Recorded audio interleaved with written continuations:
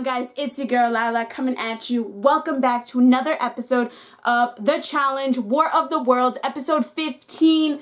This is part 1 of the final. And in honor of the last ever episode of Game of Thrones, you know your girl had to come with the sweater, joy to the realm of Westeros. So, let's get into this because this episode was fucking bananas. TJ did not disappoint. He said that this would be the hardest final that anyone has ever run in challenge history. And I know I was talking a lot of shit about last year's final and how bullshit it was, how easy it was, and how they basically gave the money to Ashley. They stepped it up like 10, 20 notches and said, you know what, Lala? I'm gonna make sure this is a challenge you'll never forget. This is a final you'll never forget. Now, we start off the episode right away with Turbo, which I love. He is sitting in the kitchen and eating this Mondo plate of food. And then he gets up and goes and runs on the treadmill. This guy is a monster, and that is how he is training for the final. He says that he is ready to die for this final, for this money, for this win, and no one in the house is willing to do that. And I agree. I second that, Turbo. I don't think anyone in this house, now that Devon is gone, anyone in this house is willing to die for this final. Let me tell you, Wes is like I've said all season, he is the master manipulator, and he's really playing Georgia and Theo. He's making them feel like he is afraid of this final, when in reality he's a little nervous. If you're not nervous for a final on the challenge, there is something wrong with you. You should all fear it. You don't know what's happening, but Theo and Georgia are basically ragging on him because Wes makes a point that anything can go wrong in this final and you will be mocked forever, because this is when people really want to see you compete. Again, the whole Wes and Kenny situation, it happened years ago. We find out that Kenny didn't even bring him up the mountain. So I correct myself from the previous episode that he basically walked him up maybe 50 feet and then put him back down. However, we still remember Kenny picking Wes up because Wes was acting like a little bitch on a leg cramp. Same thing. There are just challenges and finals that can make or break you. Now, moving on to Maddie, what really got me, and it just makes me want her to keep coming back to the challenge specifically, is she's talking about how she really wants this money, how she knows that this could benefit her life and her family. And she tells us that she has a picture of her sister and her mom in her bra next to her heart, where she is going to keep them there during this final. And I could not be more proud. I am just so excited to see her crush it. Everyone's basically sitting around waiting for TJ to show up. Like I said, the last time that they heard from him, he said, "I will see you soon," and that was it. And he shows up in a helicopter. He grabs everyone and he says, "All right, guys, the challenge is gonna start, the final's gonna start in a few minutes. Go inside, get changed, and you guys are gonna be sitting in this creepy ass truck, demon infested STD, and this is what is going to take them to the final." Disgusting. They finally arrive. They are driving through the desert, so we obviously know that they're gonna have to run through the desert, which is going to be hard. It's going to take a lot of grit and a lot of muscle to get through this challenge, through this final. TJ tells us that it's going to be 50 miles long, and there's 2 phases. This is going to be the first phase. So they need to bike and run a figure 8 loop 4 times, which is 6 miles. So total, they'll be running and biking a total of 24 miles. That is their first heat. That's their first phase that they're gonna do. Once completing 1 lap of 6 miles, they have 5 games that they need to play. They can decide to play one game after another, and then running, or going back and forth between puzzles or games and running and biking. TJ says that each person will be individually timed, and at the end of everything, we'll tally up the numbers and we'll see who is going to win $750,000 to themselves. So they start, and immediately Wes is in front. Theo is not too far behind, and you know, they go full force. Georgia is an amazing competitor, and I can tell that she was super nervous, but I could also tell that she wanted to rush it and just get it done with. And unfortunately, that really was detrimental to her, because she started gassing out and she started saying that she can't see, you know, the lights were going out, and she was dehydrated. She exerted all of her energy in the first lap, and I'm just sitting here like, no, like, this girl has been such a powerhouse all season long, and to see her go out like this was really hard. The producer had to pick her up and grab her, and poor thing, she just kept asking for Bear, and I feel really bad that that's how she had to go out. She is an amazing competitor, like I said. Georgia, please come back. You are awesome. You get under Wes's skin. It is incredible. Not many people can do that, and we need someone like that just to stir the pot a little, especially to mess with Wes, because it's fun to see him squirm, because he makes everyone else squirm. So it's only right that he gets everything he dishes out. Now, they cut to Turbo, and Turbo is really going hard, and he falls. And I instantly am like, no, like, my number one guy cannot do this. Like, we need to pick it up. And I love his determination. He basically says, you know, Body, I know you want to stop, but I can't listen to you. I am going to keep going, so shut up. And he gets up and is immediately, like, just going full force. Ninja also falls, and that was really hard to see as well. The medic came, but they actually just sat her in the front of the car. So when the medic came for Georgia, they put her in the back. They took her pulse and everything, and that is how they eliminated her, based off the fact that her numbers were not that great and she would not be able to continue.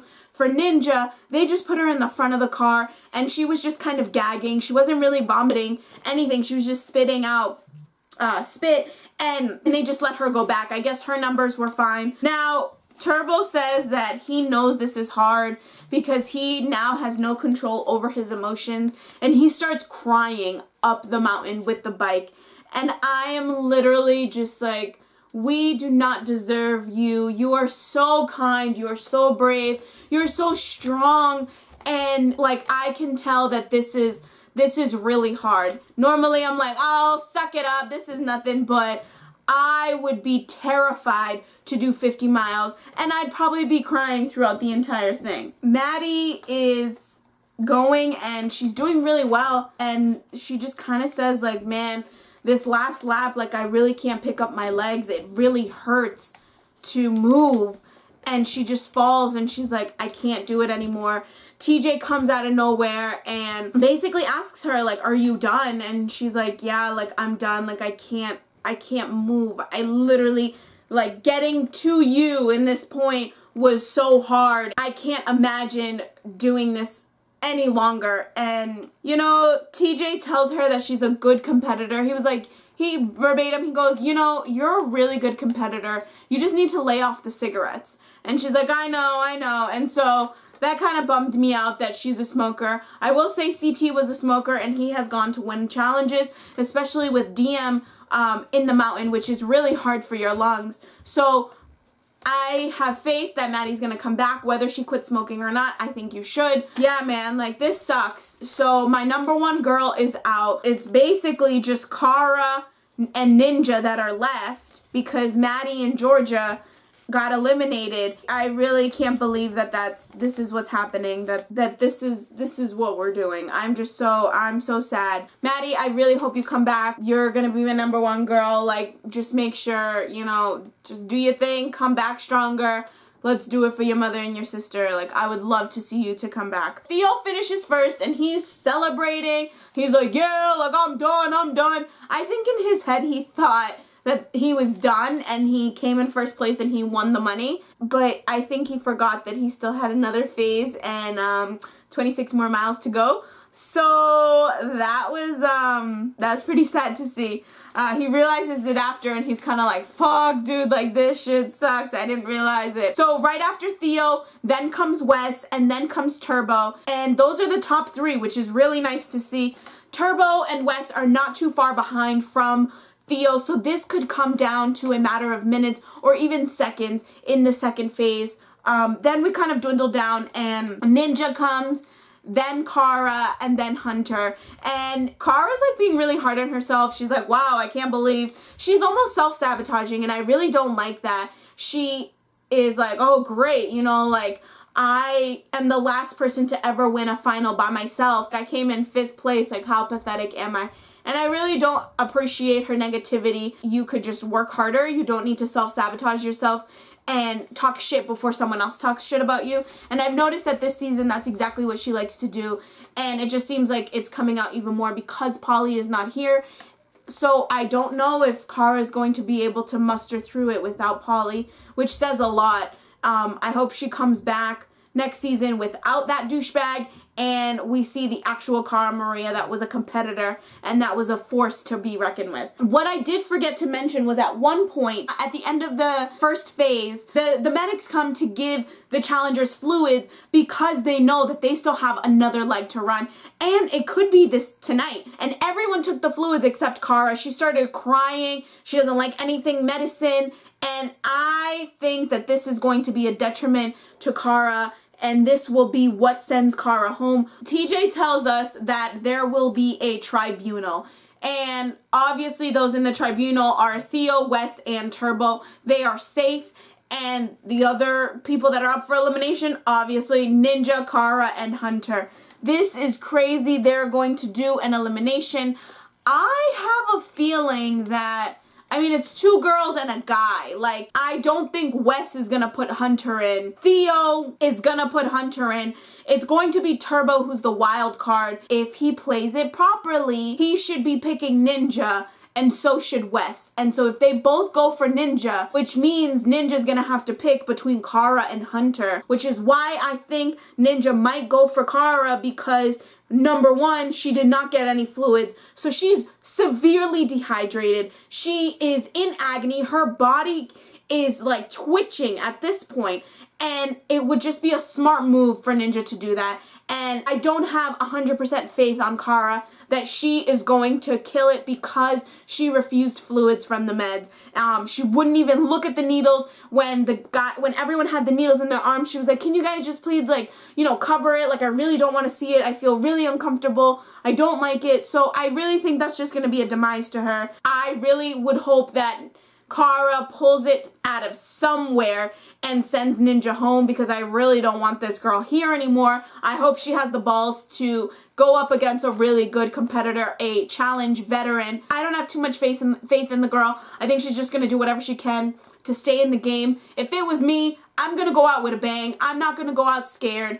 I'm going to take the best of the best, which is why I was pretty pissed at JP when he called out CT, but then again, I understood, because if I was in that position, I would want to be taken out by the best or take out the best. I don't want to go home with some rookie and just have that on my conscience and have to live with that until the next challenge.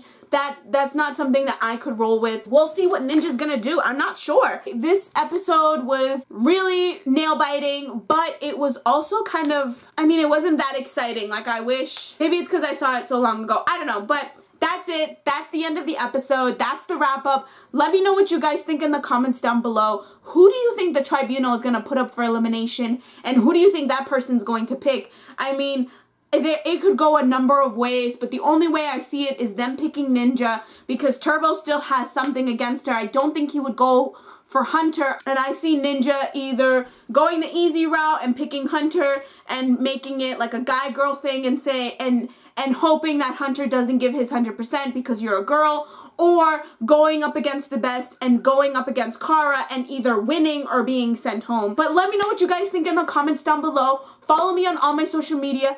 This week has been absolutely crazy. It's the end of the school year, and I'm just wrapping up on everything before I get a little break before summer camp starts. So bear with me on posting a little bit later than I should be posting. I have also been watching this show, Paradise Hotel. I'm really obsessed with it at this point, and I might do a review on a few episodes, or even just start off in the next episode, because a lot of stuff went down. If you guys watch Paradise Hotel, let me know. Yeah, that's it. That's all I have for you guys today. All right, I'll see you guys next time. Bye!